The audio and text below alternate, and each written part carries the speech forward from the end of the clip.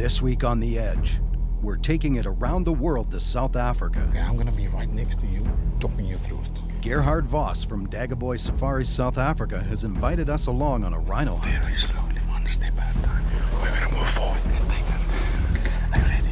Ladies and gentlemen, please return to your seats and fasten your seatbelts. You're going to experience some turbulence. Wait.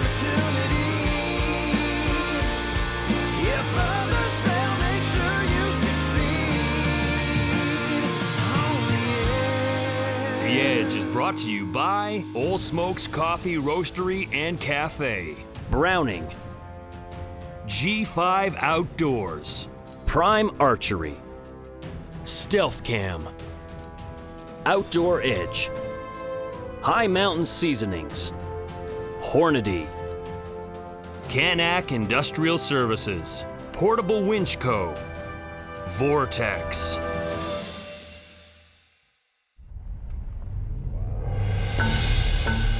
Today on The Edge, I have the exciting, rare opportunity to go on a rhino Vita dart hunt in the South African province of Limpopo. We've been lucky enough to be invited along in this once-in-a-lifetime adventure with the Bisbee Fish and Wildlife Conservation Fund. Now, this is their first ever rhino hunt, and they are the founders of the Black and Blue Marlin Fishing Tournament. He's right here. Going underneath. He's making a circle underneath the boat. Snap that rubber band.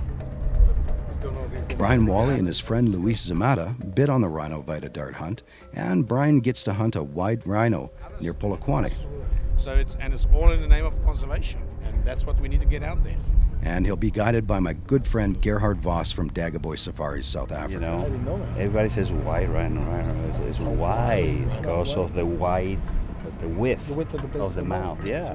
Now, after we Vita darted and tranquilized the rhino, assisted by a professional vet, of course, we'll take hair, blood samples for research purposes. But first we have to get to South Africa.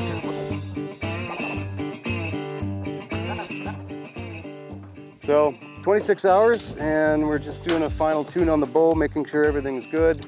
Rifle we sighted in here a week and a bit ago.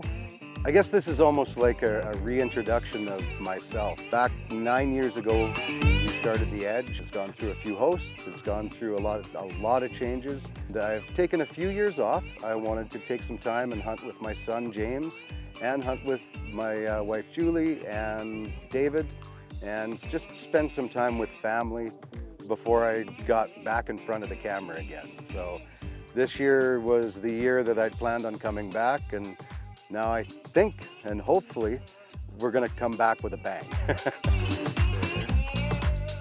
I've never actually hunted outside of Canada. Not only are we climbing Mount Everest, we're actually doing it in flip-flops. I've got no idea, I've never been there. I think that the heat is gonna kick my... When it gets hot here in the summertime, I'm like a St. Bernard. I crawl under a tree and find some shade and pan. Pick up the rings for the wedding. I've been planning and organizing, along with my lovely lady Julie, our wedding on the 25th of May as well. Some cash from the bank, but these are the last few things we need to do. Then I'm done, and we can relax, get everything finished up.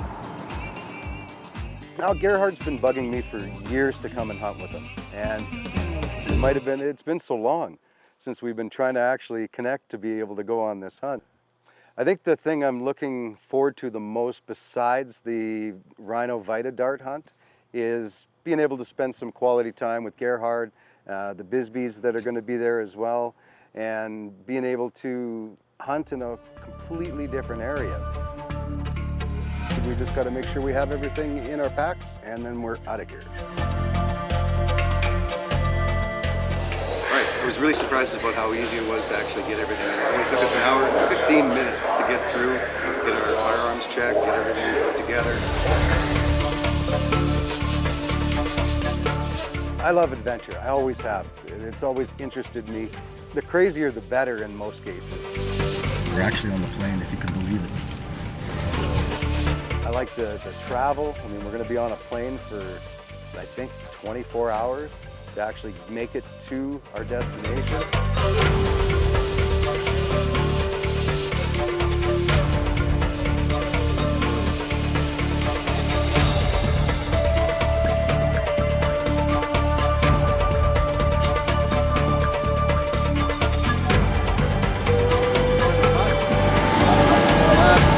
The last flight of 398. Gerhard's been in business for quite some time. He's got an amazing reputation. You'll see lots of them on this show. You guys can make your own decision. We made it. We're here.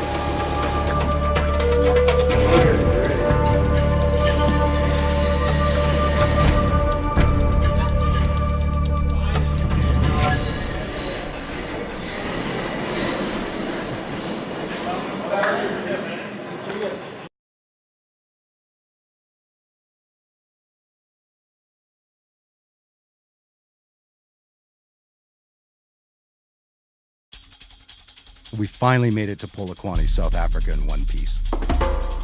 Gerhard, Wayne Bisbee, Luis, Brian, and Brian's wife Tawny were waiting for us at the airport. They're excited about this as we are. I mean, you don't get to hunt white rhino in South Africa every day. What's that language? Afrikaans. Oh, that's it. They got like 11 different ones. So I quit asking because every time I think, that is a different one. They got like 11 official. I don't know how many unofficial. Thank you. It's very easy. You just say donkey. Thank you very much is buy a donkey. Buy a donkey. Go buy a donkey. You wouldn't Go believe how many donkeys I bought. buy a donkey is thank you very much. Trophy Solutions Africa would be the taxidermy place.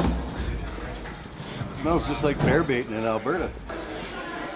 Gerhard's hunting lodge, Boyonete, is 2 hours from Polokwane, so we decided to stay in Polokwane for the night. Now, after we toured the taxidermist, we found a nice hotel, and it was time to see the Rhino Ranch. Maybe we can borrow one of those for tomorrow or something. Just take it for a rip. This place is a fortress. Since South Africa imposed a trade barrier on rhino hunting in 2009 to try and curb poaching, ironically, poaching has skyrocketed. This is incredible. South Africa has 90%, or 20,000 of the world's rhinos.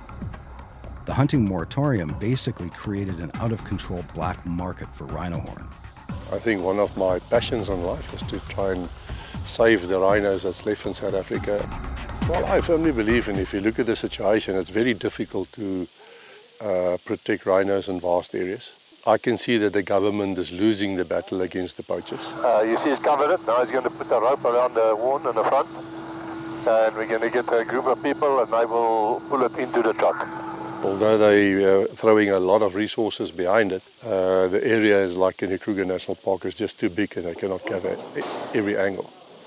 And if the private people don't climb in and start protecting the rhinos that's left, I think in 10 years from now you'll battle to see a live rhino. Right now, we're tranquilizing a couple of young rhinos, and what we're doing is they're weaning them from their moms. So we have to tranquilize them and then get them in the truck to move them to a secure area so they get off and away from their moms, so the moms will go into heat so they can breed again. So that's one of two. And the second one, I think the chopper's going to go up here right away and go tranquilize number two. Yeah, no kidding. No, that was uncool. He's just looking at me like, shut up, don't be a pussy. Seemed like the only role I had was to pull a rhino into a box that I couldn't get out of if something went wrong. This was not in the brochure. So that wasn't part of the plan for the day by any means. The brochure didn't have that. My job was literally to make sure these guys have a great time and that we can successfully get them on like an actual hunt where they would stalk a rhino and successfully get something into it. And in this particular case, being a green hunt, it's a dart.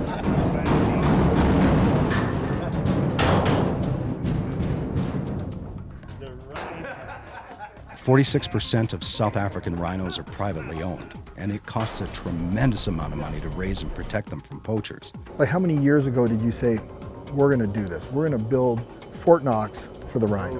We farming with rhinos about 8 years.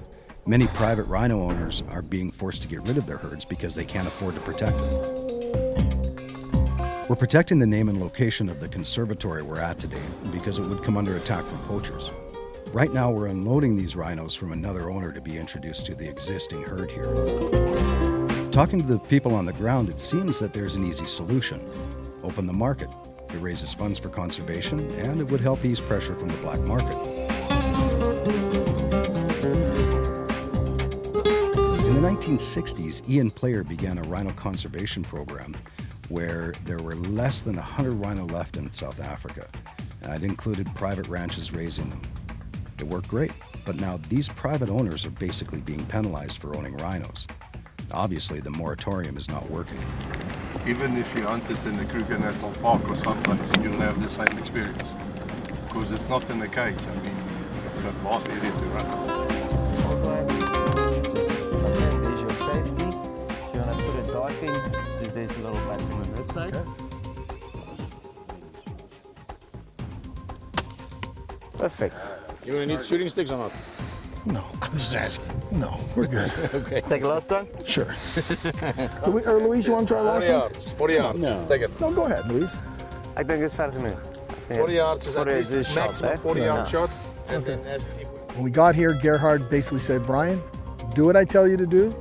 Don't be nervous, and it'll be awesome. Okay. She did it right now, I think. Okay. Feeling confident? Hey? You're a proper hunter if I've ever seen one. Yeah. Just remember, I'll be behind you. Is it good? Okay. Remember, very important, don't push down. Use it as a rest, okay? Use it as a rest. Okay, I'm gonna be right next to you, talking you through it, okay? Thank you again, Dinas.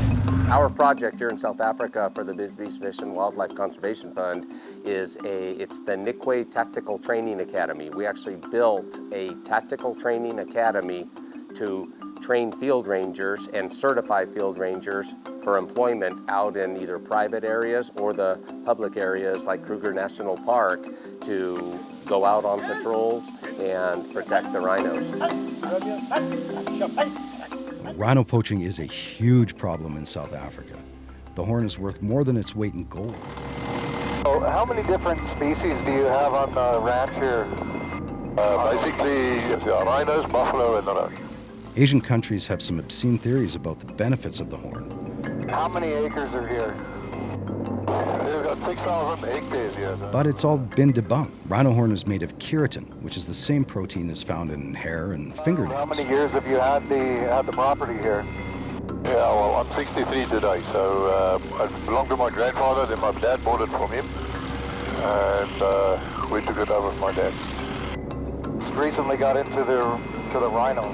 How many years have you been doing that? We've been into the rhino for about 10 years now. You want to have a quick look at the buffalo? So Wayne Bisbee and the Bisbee Fish and Wildlife Conservation Fund have found a way to work within the moratorium. Hunting rhino for rhino conservation. I feel like I'm a freaking sniper. I guess I am. A rhino sniper.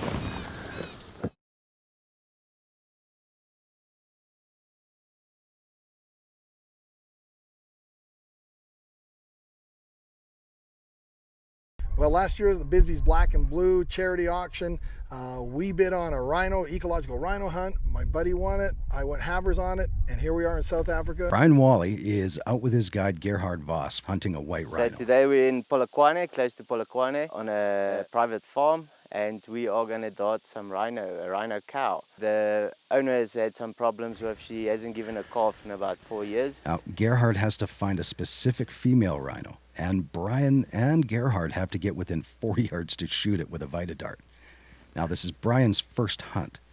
He's a master marlin fisherman, or so he says, but he's never hunted in his life. Brian and Luis won the hunt at an auction put on by the Bisbee Fish and Wildlife Fund.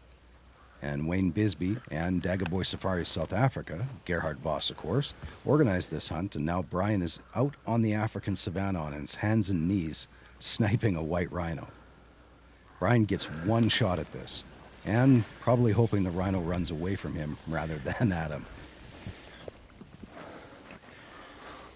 This rhino's cruising speed is 50 kilometers an hour and weighs over a ton. If she decides to charge, this hunt will be over really quick. There can be no grass. It has to be absolutely clear. Meanwhile, Thinis, our veterinarian, and the rest of us are at a staging area, patiently waiting for Gerhard and Brian to get it right. So the biggest issue is we have to take blood for pregnancy testing, see if there's anything wrong with her. Then we're also going to make sure she's got a microchip in both of her horns and in her shoulder. So we're going to scan that, look for chips. If she doesn't have any chips, we're going to implant chips into the horn and into the shoulder.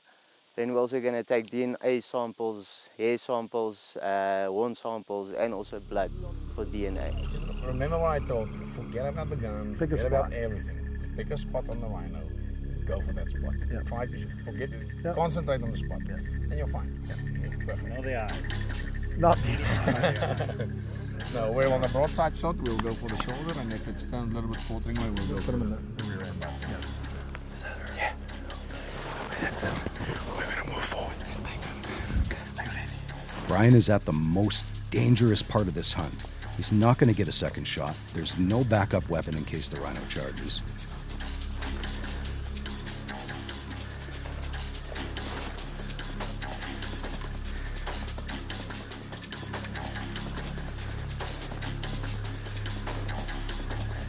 Both Gerhard and Brian are big guys, so it's anyone's guess how quickly the rhino could make a mess of them.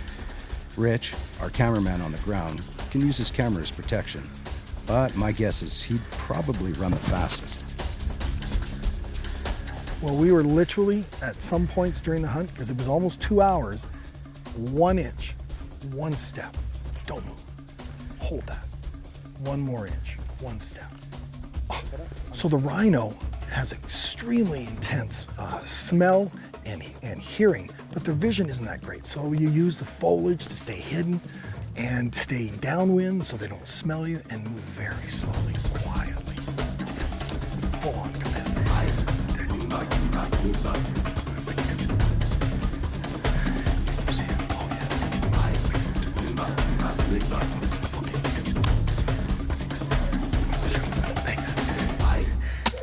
Ooh! Well done! Yeah! Woo! Yeah. Okay, let's just stop.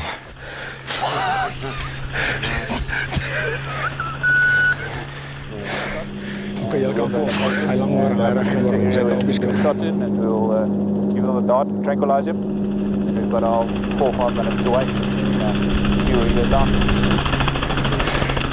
Oké, jullie kan volgen. Hij lang worden, hij recht worden. Zet op je scope. Linker scope, linker scope. Zij samen down again. You did it, buddy. That was a stop. Perfect shot too, isn't it? Perfect shot, right?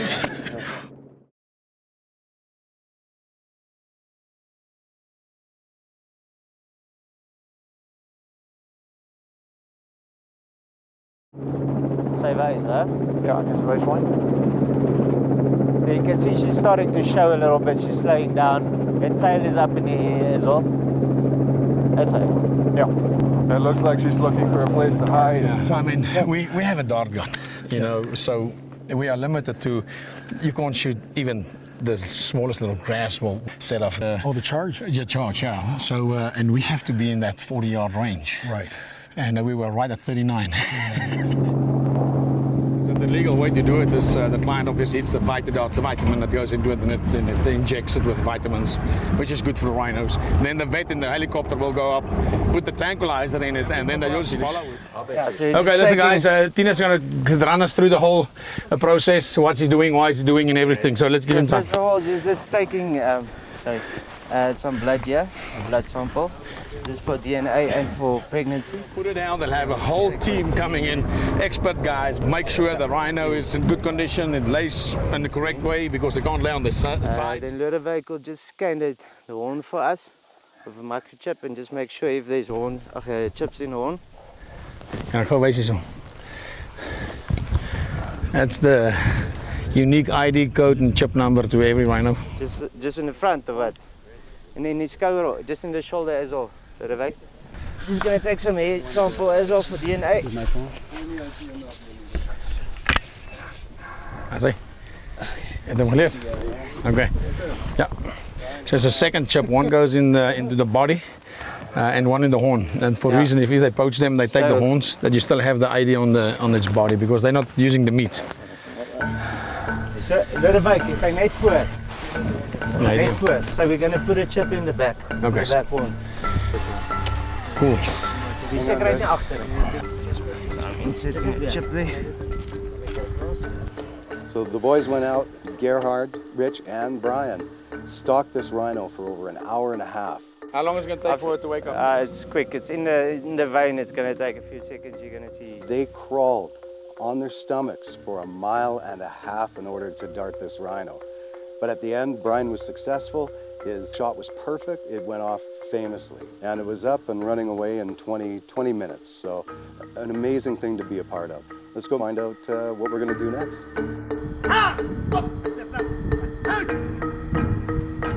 Coming up on the edge, we visit the Mkwe Rhino Ranger training area as we continue our hunting adventure with Dagoboys Safaris, South Africa. You see him? On the shoulder. Take it. That's number 4. Let's go! I think we got ourselves a tank.